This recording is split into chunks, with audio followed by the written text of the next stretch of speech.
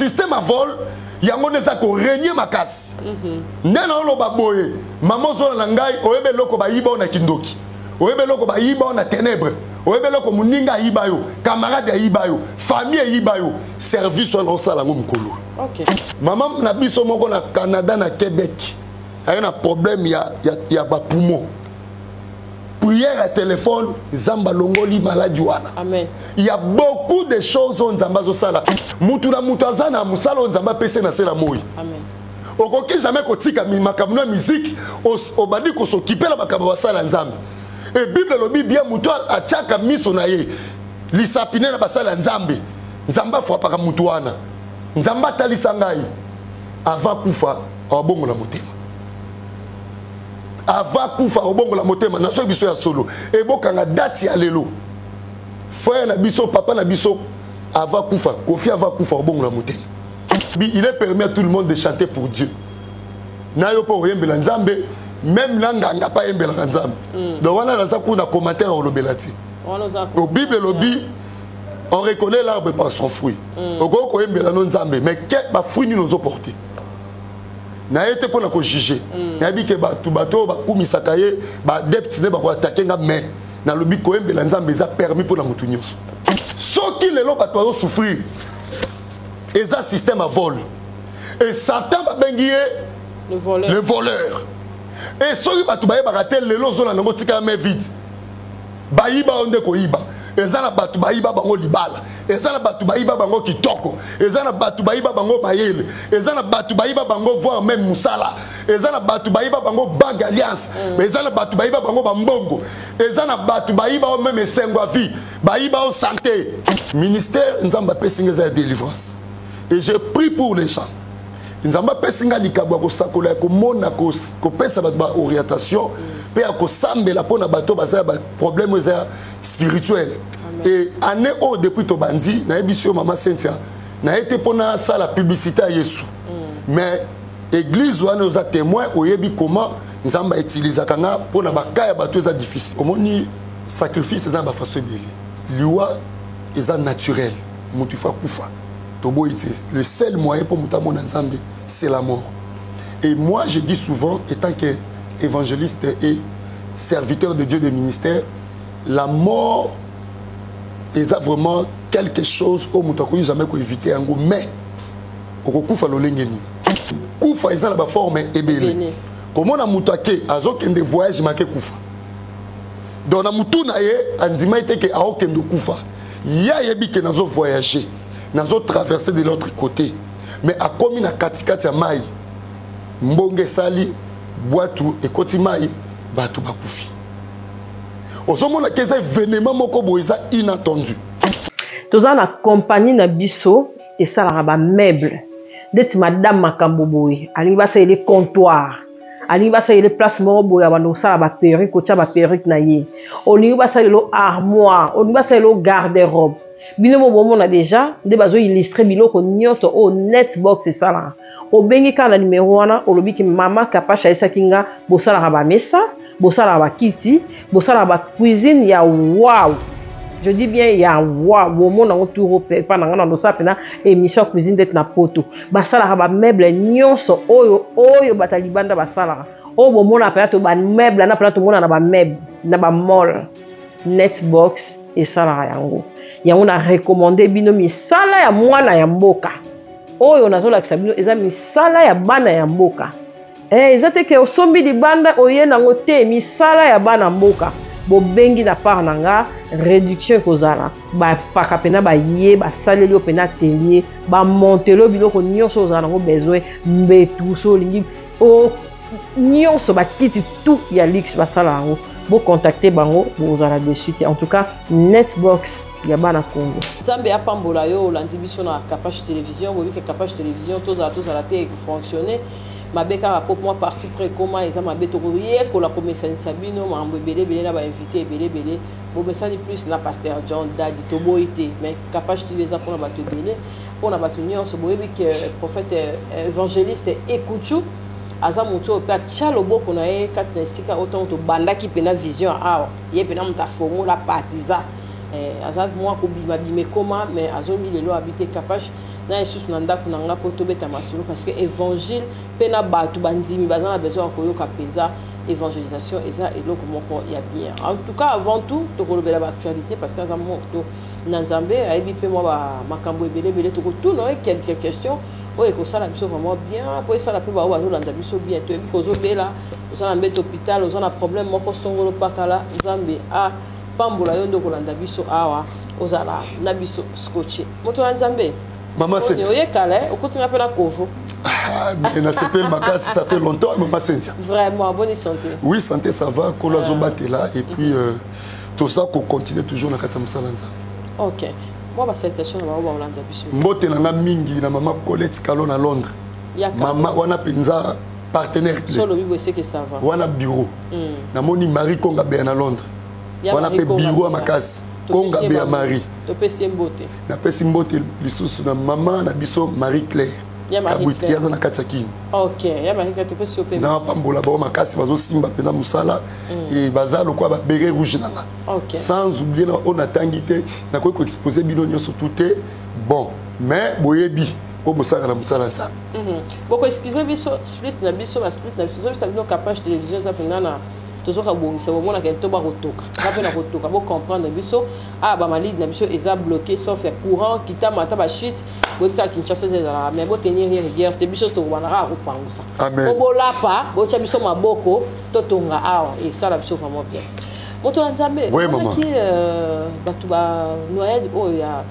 Brazza ya maman ya bala mibali oui na landa qui ont très bien et lobe Léonie omoni sacrifice za ba façon beli liwa eza naturel mutu fa kufa tobo ite le seul moyen pour muta mona Nzambe c'est la mort et moi je dis souvent étant que évangéliste et serviteur de Dieu de ministère la mort est vraiment quelque chose au muta ko jamais ko éviter yango mais okokufa lolengeni parce que kokufa batoko mona ngo comme eloko moko normal na sena moi il y a ba année où Nzamba sala mutu fa vivre avant que mutu akufa. La Bible dit selon Psaume 90 verset 10. Première catégorie à Batou, il faut atteindre 70 ans. Deuxième catégorie à Batou, il faut atteindre 80 ans. Troisième catégorie à Batou, il faut vivre la mokili, il faut atteindre 120 ans. Selon Genèse chapitre 6 verset 3. Ce qui mutu ko si ba année on a été au Bible lobby, ne fils que ça première catégorie que ça ne fils que 70 ans. Et ne fils que 80 ans, là quand même ça va. Mais tant que tout le monde a l'élo, batwazo kufa, na ba façon moko ya mabe mingi et ça fait très mal. Et kufa ils ont la forme ebele. Comment na mutake azo kende voyage make kufa. Donc na mutu na ye andima ite ke a okendo kufa. Ya yebi ke nazo voyager, nazo traverser de l'autre côté. Mais a komi na katikati ya mai. Mbonge sali boitou et kotimai batu bakufi. Osomona keza événement moko boisa inattendu. Pour muto koki jamais kokufa lokola nyama nde Bible lobi na Psaume 82 verset 6 à 7. Que vous bokoki jamais kokufa lokola batu moko normal. Tandis que boza ba petit Dieu. Muto azo kende voyage make kutana liwa. Et kotala muto akufi na ajini. Il y a plusieurs formes à l'IWA. Par sacrifice, la mort par sacrifice, la mort par maladie, la mort par noyade, et ça va l'IWA moko oyo, et ça vraiment clarté, na kota la yango na miso molimo, et ça ma bemingi. Pourtant ba kufi ba kwei bo na mai, bana ba kufi, Nicolo ba kufi, ozomona ke, wana ezotali sa sacrifice moko le uni comme on a. Ça fait très mal. Avant qu'on fasse le déplacement, il faut toujours qu'on prie. Il faut qu'on prie, qu'on tambour la rôle à Niamate na Sedamo. Tant il n'y a pas de terrain neutre. Soit aux Nzambe, soit aux Naka, il y a des ennemis. Vraiment. Et ça bon. Thomas, merci. En tout cas, toujours qui est vraiment bien. Thomas. Ouais. Papa Kofi Palobi qui est bino moi ja, namona ki Neema prophète yes a répondu qui yango atangeli pe mikona se amokili oyo mais to kapeka yemo pa ko faire ba mutakufa na mabete oyo yemo ka lwa selo ye mutakufa na mabete mutakufa na mabete. Mais Bible le dit clair dans Romains 6 23 car le salaire du péché c'est la mort. Et c'est là ni babi mutakufa na mabete. C'est un antichrist totalement. Comment mutokolo bake mutakufa na mabete? Aemba na nzembo. Ba emba na nzembo parce que ayebi nzambe te. Pour ceux qui muto ayebi nzambe te, aza comme Nyama, donc c'est un homme animal. Pour tous, on a trois sortes de catégories à bateau Bible lobby. Tous, on a homme animal, homme charnel et homme spirituel. Il est classé parmi les hommes nîmes. C'est un homme animal. Moutarokou Falamabete comment Bible lobby car le salaire du péché c'est la mort. Son Moutaro a dit déjà quoi nier, qu'on pousser Batouba Salamabé, c'est qu'à ça agent ténèbres. À ça agent et à Satan. Pour ma ben des okata ba via batumukusa na sena moi. Amen. Et Bible lobby pourquoi bazo kufa avant à cause de ma ben abino. Maintenant muta lobby que muta kufa la mabeti. C'est un antichrist. C'est un antichrist donc c'est un agent au yazako démystifier basala nzambe mingi. Makasi. Et quand il touche à un oint de Dieu et nzambe a rotiko tranquillité. Mais pour bino pas casser, azo toucher bino makasi, pour bino mo pe ba ouais, parmi bino eza. Non, eza na ba wente. Eza ba faux serviteur bazo ke ba kutala na ba vendre na ba partageaka. O ba yebani na makambo na bango o eza en coulisses. Mais mutuloko na évangéliste Michel Ekuchu na carré avina otika komona ngate.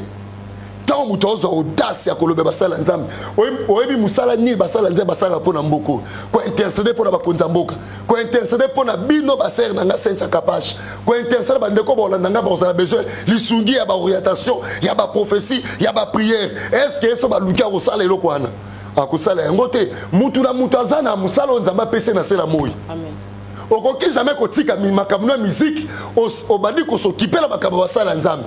Et Bible lobi bien muto a tchaka miso na ye lisapine na basala nzambe nzamba fwa para mutu wana nzamba talisa ngai avant kufa obongo la motema avant kufa obongo la motema na so biso ya solo e bokanga date ya lelo frère na biso papa na biso avant kufa kofi avant kufa obongo la motema na ndenga solo age azanango azokende déjà na kokufa. Il faut d'ailleurs abongi sa vie na nzambe. 70 azoke nango c'est beaucoup. Azoke na vite mais azoke déjà na sika okuta na nzambe. Il faut d'ailleurs kuta zo conscience ya abongi sa vie na ye que na saleli déjà mokili na zunyo so na ko kozwa. Et l'autre tika na bongi sa molimo na nzambe. Mais ya za ko désorienter bat na ta o. Obi combien nzambe a ko porter jugement ne likona. Jugement batyo sozo aza ko bungisa. Nzambe ko porter jugement ya batwana likona ye. Donc c'est très très important ko ebisa ba nzambe ce qui prophète Néma Sikatenda a reproché qui est à sali bien, d'encourager à sali quoi bien parce que il y a quand même azu audace, pas azu courage, il y a qu'on reprocher un antichrist. Mais oui, dans un biso ya solo. C'est un antichrist. Pour la makambo zoloba, mutu normal a koloba ngote. Aye banyaza ba bonaza la batebele et puis aza influenceur. A ko désorienter ba via bato à la seconde. Yango moni mama capage dossier o yaye minga kolobeza te mais soka olanda vidéo la biso. Nzamba za na besoin.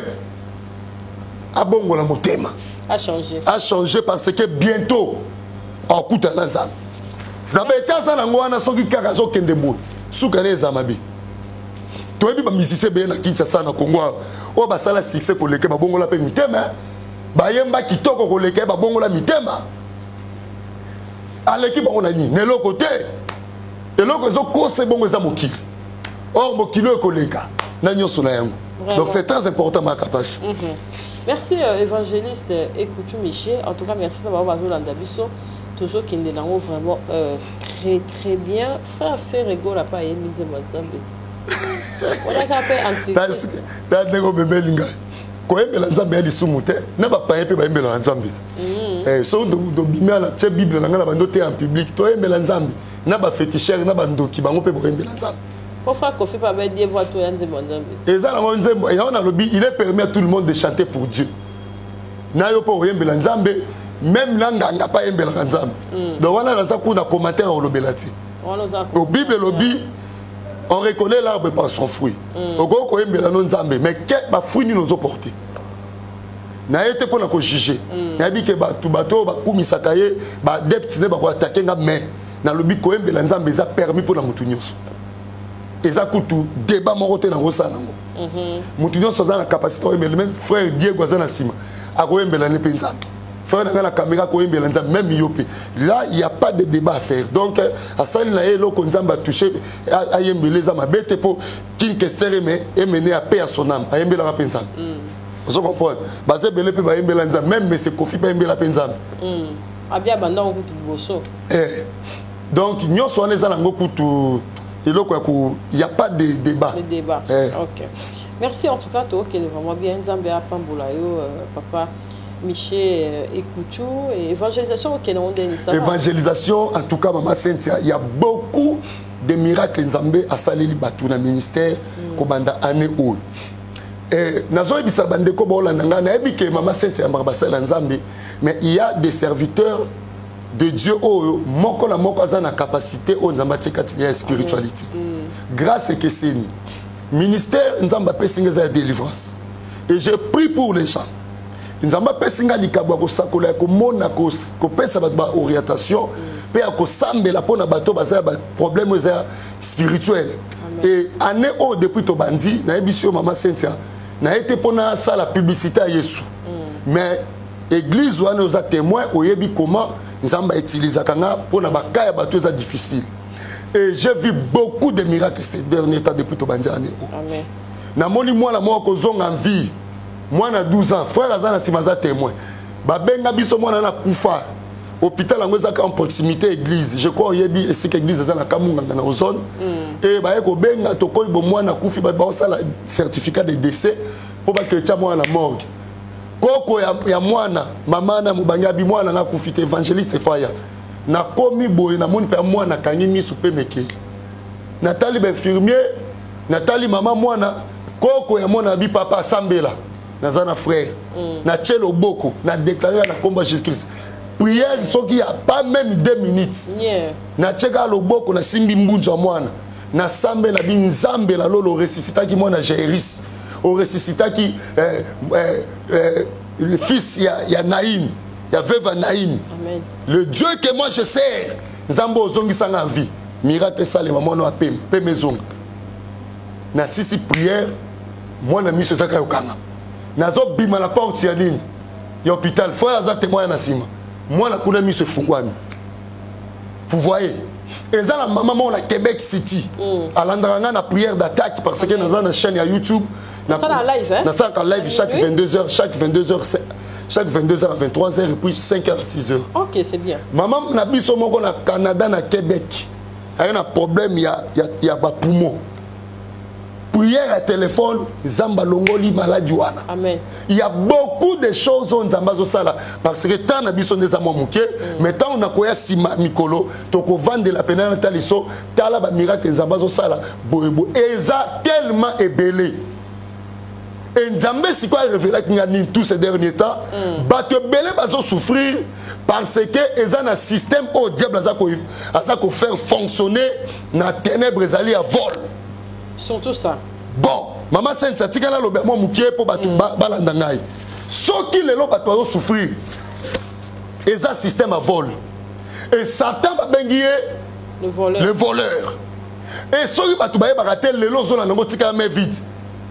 Baïba onde koiba ezana batu baïba bango libala ezana batu baïba bango kitoko ezana batu baïba bango mayele ezana batu baïba bango voir même musala ezana batu baïba bango bag alliance ezana batu baïba bango bambongo ezana batu baïba même esengo vie baïba o santé eza système où eza ko travailler ma casse et yango des système au diable eza ko frapper na batu na temps o o koza na mutu pembeni maza voler à butu na ma casse. Amen. Amen. Alors maman Cynthia ngana oti ko vivre en église. OK. Na mbi mutu moko maza ki voler à butu. Oh.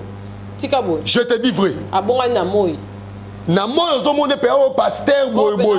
Mais nzoka voler. Et na moni be fait nango son ote bino makambo yo zamba talisa kingango eza vrai et mutuana linga salanga a monter à détruire l'église Et na simane a capturé même na bateau basa tout proche. Bakei. Et ça qui moyibi. Tant muto aye pa na yo. Azan misala mabe azan envoyé. Oyambi bien. Soka bomba ki kindoki. Akobana nanu ko étudier yo. Akolinga pénétrer yo nanu. A étudier aye baba coin faible na yo, aye ba source na yo.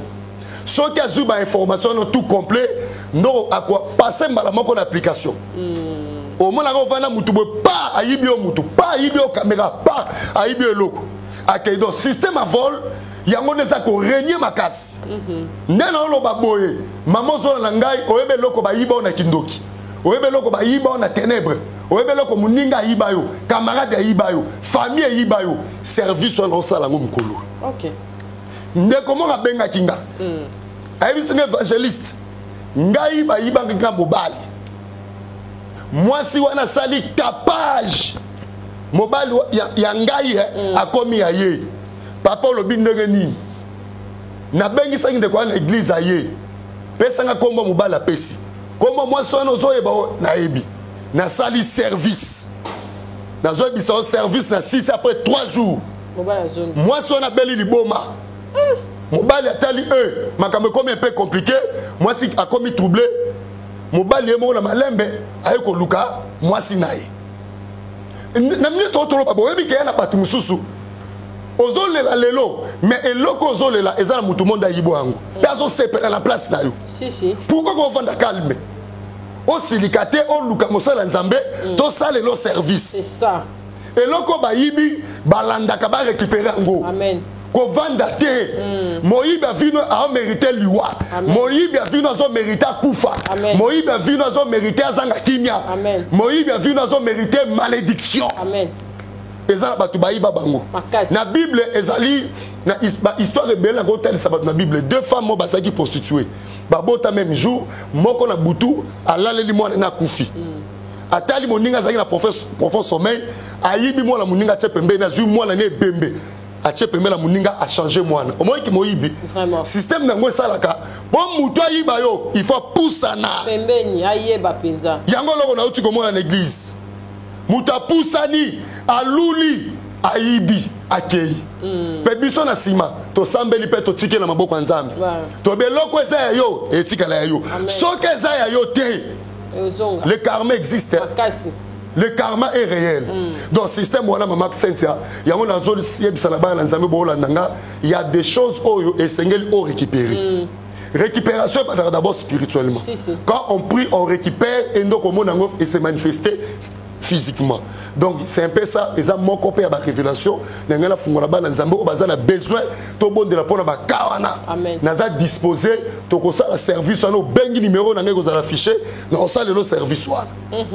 Oyambaka ndenge nini et puis prophétie ezali pe prophétie et utara. Prophétie ezali donc d'abord toza na 5 ministères selon plutôt Éphésiens chapitre 4 verset 11.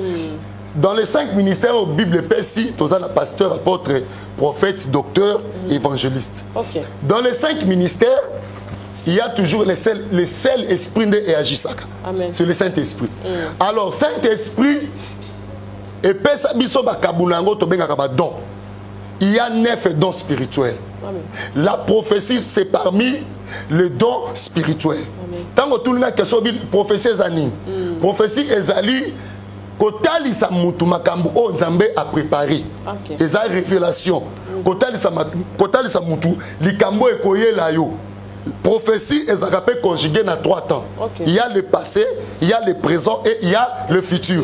On peut prophétiser sur toi, mais il faut maintenant oser un discernement. Oui, bah prophétie ou ebimi, ils ont concerné le futur ou bien le présent. Bah quand on peut prophétiser le passé. Ils sont tout à fait na mutu prophétiser pour dire ah maman c'est na mona. Na bo mwana no ba kombata ko mingi na mo ikutu achela ko poisson na bo mwana ozaki fimo ko ozaki aimé omoni apeso prophétie mais on comprend que ça le présenter mais on le passé nanga et même on a le passé ceux qui nzamba za besoin tel sont le futur on a prophétie continuer et tel sont le futur on le futur tout monde nzamba préparer boy pour na yo kama na nzambe donc la prophétie est là seulement pour nous orienter. La prophétie ne guérit pas. La prophétie ne délivre pas. Le nom de l'oiseau couvre la prophétie. Oh, Moutagoz a le problème, moi, non, c'est prophétie, mais prophétie, c'est sa solution. Et le problème est que Moutou, pour avoir une solution, il faut pas prier pour naï.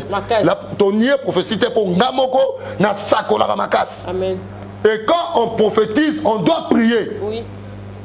Il y a beaucoup de gens, on a prophétisé, mais le professeur vient les suspendre. Donc c'est un peu ça. Vraiment. Motola Nzambe, bao balandi biso na Kapage télévision, balandi peyo. Message nini ozongeli biso na yango. Et puis eloko nini o il faut retenir na passage na Kapage télévision. Na passage nanga awa d'abord na pamboli nzambe pour la réception na yo. Je crois ça li pe bataille belé qui na leki na plateau te mais na zongeli musala nga awa pour na bi ke bato belé pe balanda nga ba benga ka ba zoka pe ba solution. Message na eko ebisa ba na nzambe il faut bakeba na entourage. Surtout ça. Surtout entourage nzambe bisinga na biso maman ozola nga papa keba na entourage. Keba la mutoko yamba pembe na yo. Keba mutu nyonso tout ba kotsa na karavina. O pasteur John araba vela sur la véranda. Ba musuba ba to véranda, ba musuba ba to liboso porte, ba musuba tout ka na téléphone. Présence bon na na. Donc eza pendant no kutani na ngote au monango eza masapo. Mais nga étant qu'évangéliste des ministères dans une église, ce sont des choses que j'ai vécues. Na moni ke mutoye penza pembe na yo boye na casquette ya mwana nzambe mabombi kindoki na kati. Après se présenter pe mwana nzambe au kanisi pe za mwana nzambe mais makambo bimisi ya kindoki. Donc il faut faire attention, faites attention les enfants de Dieu na muto o yebi identité na eti. O yebi sika bimakate, o yebi origine na ete, o yebi état d'âme na ete et oroku tape na mutu musu pe bonanzela pe so pe prophétie. Et quand ça peut makambo exact. Keba il faut esprit na yo ko pesa ngona mutu nyonso tuté. Vraiment. Et ça biloko yango nezo ko détruire bana na nzambe ebele yango pe elingi ko frapper na église ane o à cause ya biyamba yamba. Ya biyamba yamba penzo ya bi mutu mais a désorienter batu musu pe ba musu bazolinga ba kufa ba musu pe ba malheur ezoya à cause ya biyamba songa mosala nzambe na kebisio pona moni yo pe keba avant que o mona. Les messages on appelle si yo. Mi patela madame aux étoiles, aux an avenir, aux an lipamboli katina yo. Et batu nyonso ba poussa la pembe na batu pambati. Ba musu ba mona ka biloko nzamba tie katina yo et attirer pour lipamboli mutu attirer même na batu misa amani. Ba koya wana tepo ba kumisa yo. Mutu muso ba kumiso mais a peso ba éloge pour a frapper yo. Donc c'est un peu ça. Et ça vraiment conseil mon appel sibinota que serviteur de Dieu de ministère boke bana yango. Et na moni yango ane oyo na perdre na batu et ça et loko na vivre na lingite yo pour vivre yango. Donc c'est un peu ça. Vraiment. Et il faut que na biyamba yamba. Biyamba yamba puis okangi pera moyibu pa beti o gazo bital zela na okusuki sayo. Il y a des courageux à Bandoki. Mais moi je vous dis une chose, la Bible dit on ne se manque pas de Dieu. C'est que nous il mentionnera. On doit toujours récolter tout ce que nous c'est ça le karma. Vraiment. So salimabe yeba ko bukango. Merci. Donc c'est un peu ça. Que Dieu vous bénisse, Thomas Michel Koutou. Merci beaucoup, vraiment. En tout cas, ma salutation à Banani. Na pesimbote na bana nyoso, église na Kinshasa, na commune Ngaliema, na quartier Kamunganga, na arrêt Kamunganga, avenue Dianté la numéro 14. Nazo kam église wana, église comme lango Maide mission évangélique et de la délivrance. Je suis le pasteur responsable et na recevoir à la Kinshasa chaque dimanche et bande koboza libana mboka, oza la besoin ko ta contact na ngai. Numéro de téléphone est plus 243 9 98 99 36 59 plus 243 9 98 99 36 59. Non bon de la bonne canaille. Jésus-Christ de Nazareth n'échoue jamais. Benga, on va prier pour vous. Merci beaucoup, Pasteur. Yes. Prochainement na numéro yes. Bye.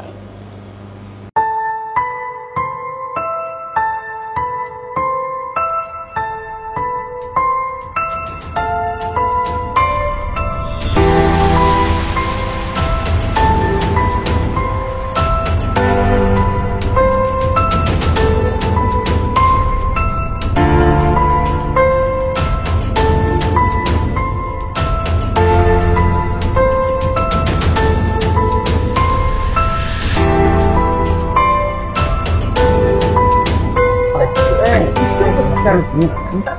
Très bien. Vraiment. Avec la mafuta là, il y a bien.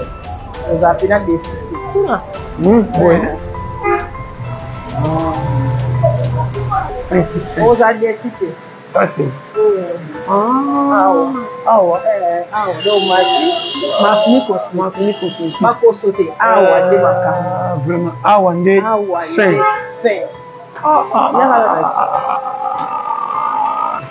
Vraiment. Bonjour. Basta. Martinique cosmétique. Voilà. Ok. Vraiment. Rien à dire. Mais na lobby mingi na pasta na isi pasta ndenge ka lo poso na biso ezala ta to bibara bimara Martinique cosmétique a fait biso sous avantage na galerie La Fontaine pasta donc faisait belé donc ils ont le son lokola bébé monsieur et botani pour faciliter biso ce qui fait bao ba kenda ko manzo ba voice ba son ba transport de bébé et déjà à voilà. Donc, balongi nous trajet musique ba 8 km et na ko. Donc, rien à dire. Ils ont un immeuble. La galerie La Fontaine. Galerie La Fontaine. Pembe nika ya Pullman. Pembe na Pullman. On a pas que bibisa mai wana. Voilà. Mère kutuye wana. C'est vitala. Ba ko sa binote to za kana original. Awa. So biso to lobby ezalaka openza CT. To ngaka mavwanga te to yaka na biloko ko sunga ba batu. To boy soko che poso kende bebe ko mo ba bebe singa poso. Awa to na cosmétique Martinique donc ma gamme nyoso boluka o amoni posone awa biso boto zaka ba po allergique nyoso zo résoudre awa ezala na ba albinos oui ba albinos mafuta na bino ezali nyoso donc awa eponite puis ezana soto bi nyoso ba massage ba nyoso ba laser ba o surtout ba benga moni mais o tu es là que pour échanger voilà ndeko nanga ba tapo ewumela tozobeta sete soki ezangi luka soki ozwi sepelisa nzoto vraiment osombeli ndako etikalaka poso ndeko memoti cimetière tiango na esengo mpe kena kime kena nyongo te nazobisa yo poso eza ya yo elangolaki eza ya yo donc poso eza libela bongisa ntango oza soki makoki eza te tia mafuta mbila soki eza yaka na cosmétique Martinique pasta yango yo lotion miracle boyoki pona yo mechola tala komotuna ko papa no mundele papa nanga cosmétique papa na Martinique cosmétique vraiment on est ensemble vraiment o eza gamme ya thé caramel eza malaika eza na lait de beauté eza na sérum eza na crème visage eza na savon eza sérum oyo okomélanger na lait na mafuta on peut utiliser yango à partir ya kingo ti makolo voilà comme visage eza ya uniquement pour na visage pour na elongi o eza savon ya kosokola elongi na corps eza na problème te et que peut so teinture kitoko chocolat moko frappant chocolat ya lait c'est ça pour na yo yango pour na pasta papa pasta za mundede lokola nga nani lait de beauté na biso c'est ça parce que moi aussi j'utilise ça lait miracle et ça un cacao mais pour changer ba étiquette aussi miracle savon yango yo o eza savon ya un cacao o eza sérum pour mélanger na mafuta pasta o eza crème visage o kotia na elongi kaka toko pako dans 2 semaines okomona wow non soko sokoli o eza uniquement pour na visage na yo soko sokoli tongo opakoli avant lala opakoli ekosala très bien mafuta eza uniquement pour na nzoto facture ya kingo ti makolo awa prix abordable nalobi na niveau nyonso kosomba mafuta eza epuis yango moko te na basaki na moni namoni ba meshe babengaka ni baperike ya niveau tout ya bamarie ya banane tolobi awa façon nyonso basala mpe bavibration de domicile madame on se déplace te bayeli okenda kotika oui balemosan banyonso etali nzoto oyo nzoto no ezalaka ekomaka sèche pembe baseka komananga tuna mwa question mokie bao bazalaka na batatu baza na poso kwa balongo parceke bakoya par wana siko deuxième solution au Martini azoyela biso. C'est vrai hein? Oui. Ah. Ezali c'est exactement la malaika. Vraiment miracle. Rendez-vous kalabi te beaucoup comprendre ici pour son. Tant que ça n'a pas tenté beaucoup entendre la banda, comme si c'est ah. On a remarqué ce nom il banda qui est commandé. Ah oui, ça va moins pourquoi tu s'est rattrapé? Repêchage ya. Merci. Capage TV. Capage TV. Capage TV.